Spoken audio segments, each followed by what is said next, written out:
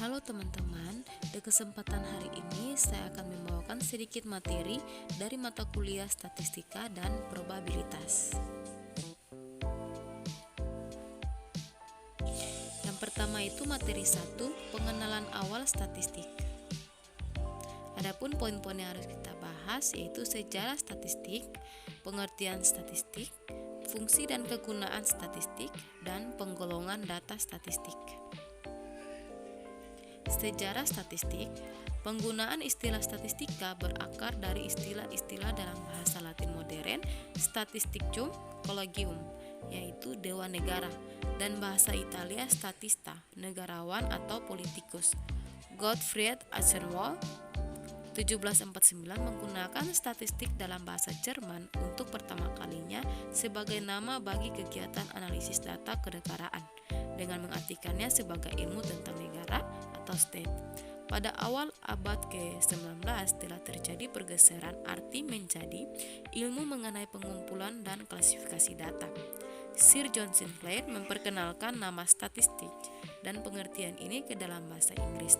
Jadi, statistika secara prinsip mula-mula hanya mengurus data yang dipakai lembaga-lembaga administratif dan pemerintahan. Pengumpulan data terus berlanjut, khususnya melalui sensus yang dilakukan secara teratur untuk memberi informasi kependudukan yang berubah setiap saat. Yang berikut itu pengertian. Menurut Kamus Besar Bahasa Indonesia, statistik diartikan sebagai sebuah data berupa angka-angka yang dikumpulkan, dikelompokkan, serta ditabulasi sehingga menunjukkan informasi atau kesimpulan terkait suatu persoalan. Dalam pengertian lain, statistik adalah kumpulan hasil data yang disusun, diolah, dan disajikan ke dalam sebuah grafik, tabel, atau semacamnya. Yang berikut itu fungsi dan kegunaannya. Fungsi statistik berbicara mengenai fungsi. Pada dasarnya statistik memiliki dua kegunaan utama. Adapun fungsi statistik adalah sebagai berikut. Yang pertama itu fungsi deskriptif. Pertama, fungsi statistik adalah untuk memberikan keterangan atau penjelasan deskriptif mengenai data dari suatu peristiwa yang sebelumnya dikumpulkan melalui berbagai proses penelitian. Yang kedua itu fungsi inferensial. Fungsi statistik adalah sebagai estimasi atau hipotesis yang kemudian dijadikan landasan dalam memprediksi suatu hal berdasar atas data, gejala, serta peristiwa. Adapun kegunaannya, statistik berguna untuk dapat menyusun sebuah laporan yang berisikan data kuantitatif yang sangat ringkas, jelas, dan juga teratur. Statistik berguna untuk dapat menarik suatu kesimpulan dengan cara yang logis dan dapat mengambil suatu keputusan dengan cara yang baik dan benar. Yang berikut itu pengulangan data statistik. Data itu keterangan yang benar dan nyata. Tujuan pengumpulan data yaitu memperoleh gambaran suatu keadaan dan dasar pengambilan keputusan. Yang berikut itu syarat data yang baik, yaitu harus objektif, harus mewakili, harus up to date, harus relevan dengan masalah. Yang berikut itu materi 2, data statistika dan distribusi frekuensi. Adapun poin-poin yang harus kita bahas yaitu populasi dan sampel, metode pengumpulan data, dasar klasifikasi data, distribusi frekuensi. Yang pertama itu ada populasi dan sampel. Definisi populasi yaitu keseluruhan dari objek atau data yang menjadi perhatian dalam suatu penelitian. Definisi sampel N sebagian dari populasi yang menjadi perhatian dalam suatu penelitian. Yang berikut itu metode pengumpulan data. Pertama itu sensus, seluruh elemen populasi diselidiki satu persatu. Sampling, hanya sebagian dari elemen populasi yang diselidiki. Alasannya menggunakan sampling yaitu efisiensi waktu, semakin sedikit objek yang diteliti maka data akan lebih mudah diperoleh dan dianalisis. Yang berikut itu tenaga, makin banyak data, makin banyak tenaga yang dibutuhkan. Terus mengurangi biaya yaitu penghematan biaya. Yang berikut itu dasar klasifikasi data. Definisinya, klasifikasi merupakan cara pengelompokan data data sesuai dengan ciri-ciri atau karakteristik data tersebut. Yang berikut itu distribusi frekuensi. Suatu pengelompokan atau penyusunan data menjadi tabulasi dan memakai kelas-kelas data dan berkaitan dengan masing-masing frekuensinya. Tujuannya itu proses penyederhanaan data agar mudah dipahami. Contoh distribusi frekuensi di sini yaitu terdapat 3 orang mahasiswa dengan tinggi badan pada rentang 151 sampai 153 dan frekuensinya itu di sini ada 3. Yang berikut itu materi 3, model pengukuran data statistik. Ukuran nilai sentral.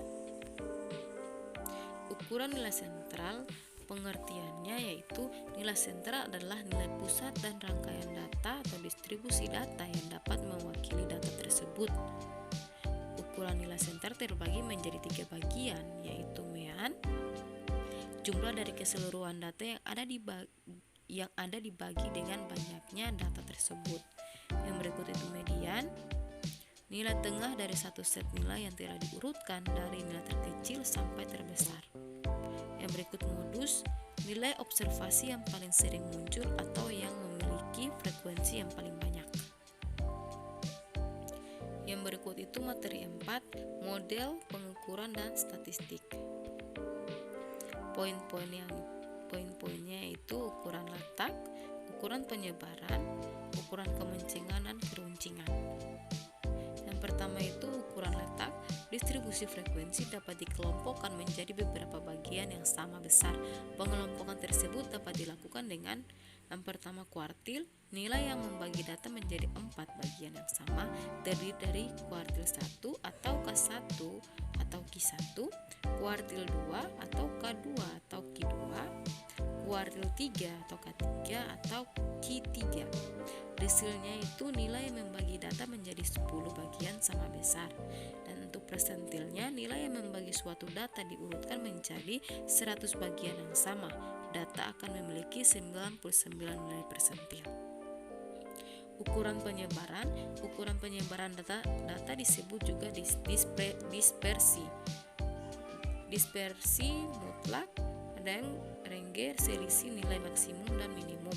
Simpangan rata-rata yaitu nilai mutlak dari selisih semua nilai dengan nilai rata-rata dibagi banyaknya data. Variasi. Yang berikut itu dispersi mutlak rata-rata kuadrat. Dispersi relatif. Ukuran kemencengan dan keruncingan. Derajat atau ukuran ketidaksimetrisan suatu distribusi data. Derajat atau ukuran tinggi rendahnya puncak distribusi data terhadap distribusi normalnya data. Rumus-rumusnya di sini yaitu rumus Pearson, rumus Momen, dan rumus Bowley. Materi 5, adapun poin-poinnya, konsep dasar probabilitas, pendekatan probabilitas, sampaian kejadian, probabilitas bersyarat. Yang pertama itu konsep dasar probabilitas, suatu nilai yang digunakan untuk mengukur tingkat terjadinya suatu kejadian yang acak atau random event, peluang atau kemungkinan suatu kejadian, suatu ukuran derajat ketidakpastian suatu peristiwa atau event. Pendekatan probabilitas yang pertama, dua pendekatan dalam menghitung probabilitas yaitu pendekatan bersifat subjektif dan objektif. Yang pertama, pendekatan subjektif, nilai probabilitas ini didasarkan atas penilaian seseorang dalam menyatakan tingkat kepercayaan. Probabilitas yang menyatakan kemudian suatu peristiwa terjadi, perasaan atau kira-kira dari seorang individu dan dinyatakan dalam kepercayaan. Kedua, pendekatan objektif. Dalam pendekatan objektif dikenal pendekatan klasik dan pendekatan frekuensi relatif. Pendekatan klasik, probabilitas adalah kemungkinan terjadinya suatu peristiwa di antara keseluruhan peristiwa yang bisa terjadi, dengan asumsi bahwa seluruh hasil dari suatu percobaan atau eksperimen akan mempunyai kesempatan atau kemungkinan yang sama.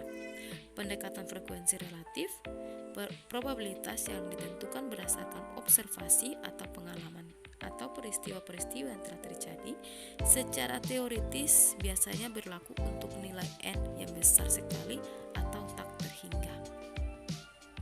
Yang berikut itu sampel dan kejadian. Sampel dan kejadian adalah konsep penting dalam probabilitas. Sampel adalah himpunan semua kemungkinan hasil dari suatu eksperimen acak. Contohnya, pada pelemparan koin, sampelnya adalah kepala dan ekor. Kejadian adalah suatu subhimpunan dari sampel. Contohnya, pada pelemparan koin muncul kepala adalah subhimpunan kepala. Probabilitas bersyarat. Probabilitas bersyarat menunjukkan besarnya kesempatan suatu peristiwa akan terjadi yang didahului oleh peristiwa lain yang dependen terhadap peristiwa tersebut.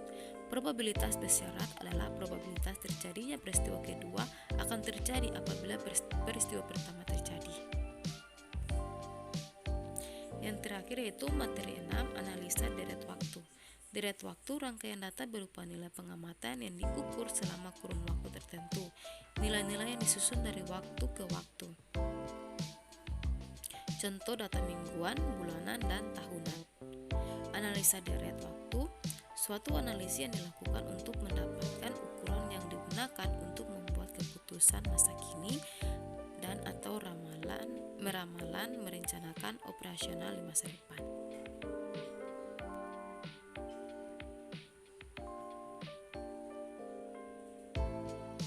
Ya teman-teman, mungkin itu saja dari saya. Sekian dan terima kasih.